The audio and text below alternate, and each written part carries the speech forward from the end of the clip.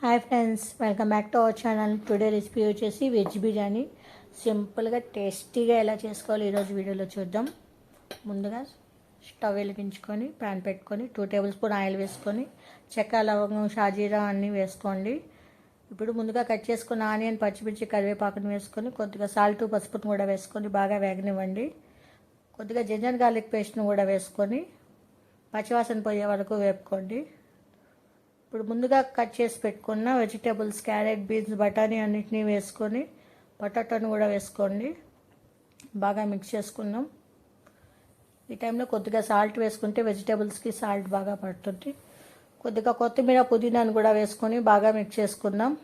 టమాటాలను కూడా వేసుకోండి, బాగా మిక్స్ చేసుకోండి. కొద్దిగా మీల్ మేకర్స్ని కూడా వేసుకొని బాగా మిక్స్ చేసుకుందాం. ఇప్పుడు 1 టేబుల్ స్పూన్ కారం, 1 టేబుల్ స్పూన్ ధనియాల పౌడర్, 1 స్పూన్ బిర్యానీ మసాలాను వేసుకొని బాగా మిక్స్ చేసుకోండి. హాఫ్ అన్ అవర్ ముందుగా నానబెట్టుకున్న బాస్మతి రైస్ను ఇప్పుడు వేసుకొని 2 గ్లాసెస్ ఆఫ్ రైస్ తీసుకున్నాను. సో 2 గ్లాసెస్ ఆఫ్ రైస్కి 3 గ్లాసెస్ ఆఫ్ వాటర్ వేసుకుంటే సరిపోతుంది.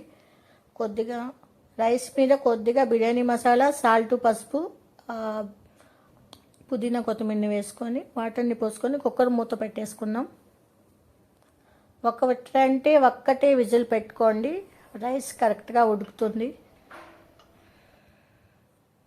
చూడండి, కరెక్ట్గా బాయిల్ అయింది రైస్. ఎక్కువ మెత్తగా లేకుండా, ఎక్కువ బియ్యంగా లేకుండా కరెక్ట్గా పర్ఫెక్ట్గా వచ్చింది బిర్యానీ. యమ్మీ యమ్మీ వెజ్ బిర్యానీ ఈజ్ రెడీ. మీరు కూడా ఈ రెసిపీని ఇంట్లో ట్రై చేసి కామెంట్ చేయండి. ఈ వీడియో నచ్చినట్లయితే లైక్ అండ్ సబ్స్క్రైబ్ చేసి మీ ఫ్రెండ్స్కి షేర్ చేయండి. Thanks for watching.